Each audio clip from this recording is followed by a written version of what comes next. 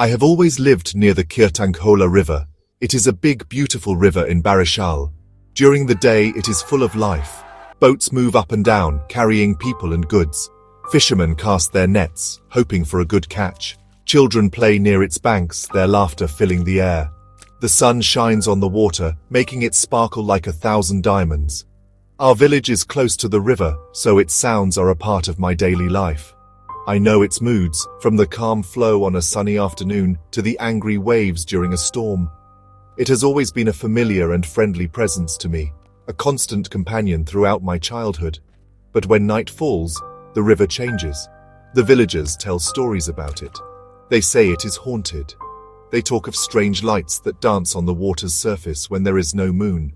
They whisper tales of ghostly boats that glide silently by, with no one steering them. Some even claim to hear sad songs carried on the wind, coming from the middle of the river.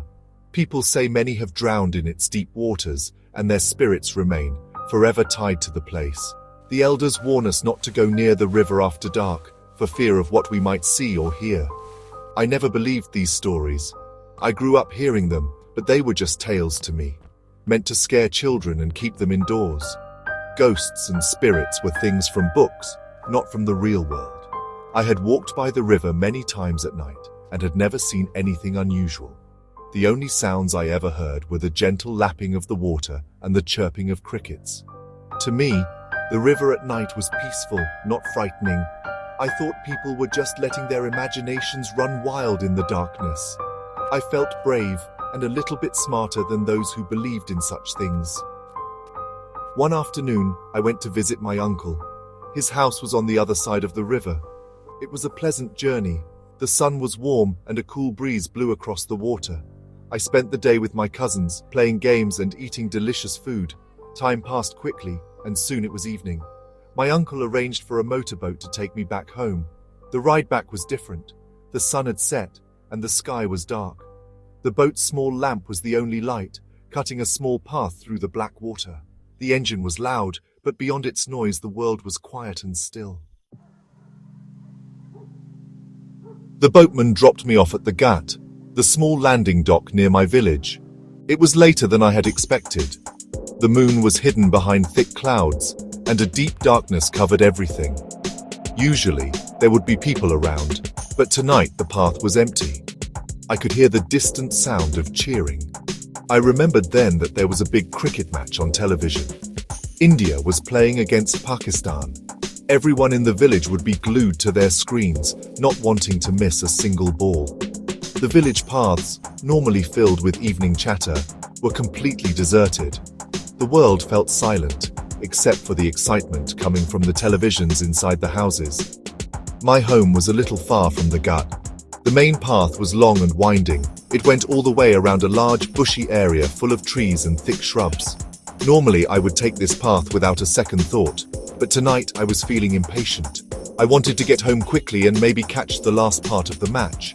I knew of a shortcut. It was a narrow trail that went straight through the bushy area. It was much faster, but people avoided it at night. They said it was too dark and too quiet. They preferred the longer, more open road where they felt safer. Feeling brave and a little foolish, I decided to take the shortcut. What is there to be afraid of? I thought to myself. It's just a path. I turned away from the main road and stepped onto the narrow trail. Instantly, the darkness seemed to grow deeper. The thick leaves of the trees blocked out what little light there was in the sky. The air became still and heavy. The sound of the crickets, which was a comforting background noise before, now seemed loud and almost menacing. Every step I took made a soft crunching sound on the dry leaves, and it sounded like thunder in the immense silence. I walked carefully, my eyes trying to adjust to the gloom. The path was uneven, and I had to watch my step to avoid tripping on roots. The silence was the most unsettling part. There was no wind, no distant voices, not even the bark of a dog. It felt like I was the only person awake in the entire world. A strange feeling began to creep over me. It was not fear, not yet, but a tense awareness. I felt like I was being watched. I told myself it was just my imagination, spurred on by the darkness and the spooky stories I had always dismissed so easily. I continued walking, trying to hum a tune to break the heavy silence. My heart was beating a little faster now. I kept telling myself that I was almost home. Suddenly, I heard a sound. It was a strange, wet, tearing noise. It came from the bushes to my right. I stopped immediately. Every muscle in my body tensed. I listened carefully.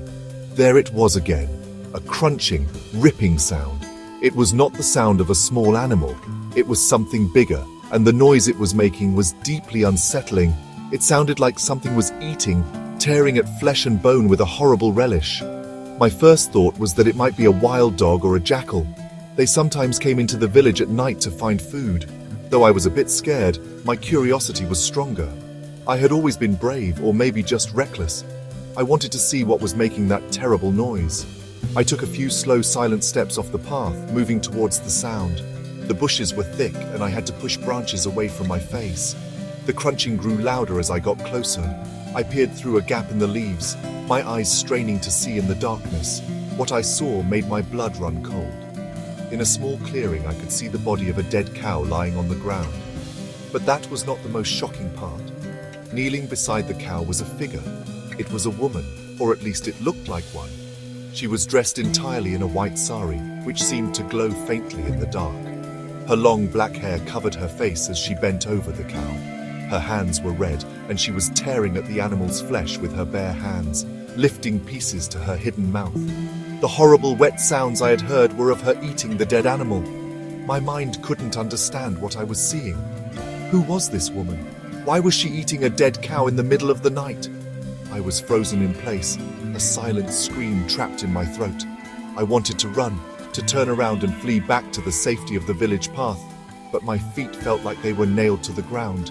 Then, I did something incredibly stupid. A small, shaky word escaped my lips. Who are you? I whispered. The sound was quiet, but in the dead silence of the night, it was enough. The woman stopped eating. Slowly, very slowly, she began to turn her head towards me. The moment her head turned, my world shattered. Her face was not human. It was pale, unnaturally so, but it was smeared with dark, wet blood that dripped from her chin. Her eyes were wide and black, completely devoid of any light or emotion. They were like two dark pits staring directly into my soul. Her mouth was open in a silent snarl, and her teeth were stained red. The sight was so horrific, so beyond anything I could have ever imagined, that my bravery vanished completely. It was replaced by a pure primal terror that seized every part of my being. All the ghost stories I had laughed at came rushing back to me. I finally found my voice, but not for words. A loud, terrified scream ripped from my throat. It was a sound of pure horror. I didn't think, I just reacted. I started shouting prayers, any holy words that came to my mind, repeating them over and over like a mantra. I stumbled backward, tripping over a root. As I fell, my eyes were still locked on that terrible, blood-stained face. The woman in white just stared at me, unmoving. The darkness around me started to spin, and the last thing I saw before I fainted was her horrifying, silent face. A picture of pure evil burned into my memory forever. I woke up to the feeling of someone shaking my shoulder. My head was throbbing, and my body ached. I opened my eyes and saw the worried faces of my neighbors looking down at me. It was morning. The sun was shining and the birds were singing. I was lying on the path, not far from where I had seen the woman. My neighbor, Rahim Chacha, helped me sit up. "What happened to you? We heard a scream last night and came looking for you this morning," he said, his voice full of concern. My throat was dry, and I could only point weakly towards the bushes, unable to speak. Some of the men went to check the clearing. They came back a few minutes later, their faces were dazed. It was exactly with large chunks of flesh torn off, but there was no sign of danger. There were no footprints or anything. They helped me back to my house, and the story of what I saw spread through the village.